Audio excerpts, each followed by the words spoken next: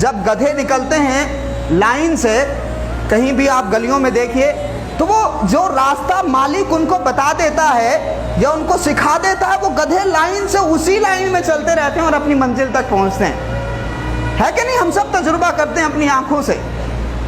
لیکن انسانوں کا حال کیا ہے اور ہمارے محلوں کا حال کیا ہے کہ ہم نے بائک ایڑی ٹیڑھی لگائے ہوئے، سب سے زیادہ تنگ راستے ہم نے کیے ہوئے ہیں، سب سے زیادہ راستوں کو جام ہم نے کیا ہوا ہے۔ ہمارے محلوں میں تو زومیٹو والے جانے سے ڈرتے ہیں، ہمارے محلوں میں تو کیب والے جانے سے ڈرتے ہیں کہ بہت زیادہ ٹریفک ہوگا اور گاڑیاں الٹی پلٹی لگی ہوں گی، اور اگر اس غلطی پر کوئی ٹوک دے تو وہ سب سے بڑا مجرم ہے۔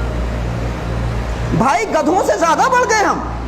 جانوروں کو اگر کوئی راستہ دکھا دیا جاتا ہے تو وہ لائن سے چلتے رہتے ہیں، ترتیب سے چلتے رہتے ہیں، سیکوینس سے چلتے رہتے ہیں، لیکن انسانوں کا حال یہ ہے کہ اگر کہیں سے کوئی سامان خریدنا ہے تو اس بات کی پرواہ نہیں ہے کہ میں نے اسکوٹی کہاں لگائی ہے، بائک کہاں لگائی ہے۔ دیکھیے یہ سب چیزیں تربیت سے تعلق رکھتی ہیں۔ اللہ کے رسول نے واضح طور سے ارشاد فرمایا کہ آپ اپنے راستوں کو تنگ مت کریے، گزرنے والوں کی گزرگاہوں میں پتھر مت بنیے۔ اللہ کے رسول فرماتے ہیں اماطۃ الاذی عن الطریق صدقہ، راستے سے تکلیف دہ چیز کا ہٹانا صدقہ ہے۔ تو جن مسلمانوں کی ذمہ داری راستوں سے پتھر ہٹانا تھی، جن مسلمانوں کی ذمہ داری راستے سے تکلیف دہ چیز ہٹانا تھی، آج حال یہ ہے کہ ہمارے محلہ میں سب سے زیادہ راستے تنگ ہیں۔ توجہ دیجئے اس بات پر۔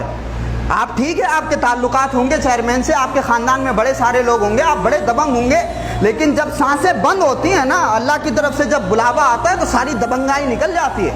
آپ سے بڑے بڑے فرعون و قارون چلے گئے اس زمین کے اندر، جن کے نام کے درہم و دینار چلتے تھے، سانسیں بند ہو گئی ان کی، جو یہ سمجھتے تھے کہ ہمارے اشاروں پر موت ہو جاتی ہے، ہمارے اشاروں پر لوگوں کو زندہ کیا جاتا ہے۔ آج نام لینے والا نہیں ہے ان کا کوئی، لیکن جو لوگ دوسروں کا خیال رکھتے تھے، راستوں کا خیال رکھتے تھے، لوگوں کے حقوق کا خیال رکھتے تھے، آج بھی ان کا نام لے کر کے لوگ سبحان اللہ کہتے ہیں۔ تو شریف بنیے، مسلمان بنیے۔ مسلمان راستے روکنے والا نہیں ہوتا، راستے دینے والا ہوتا ہے۔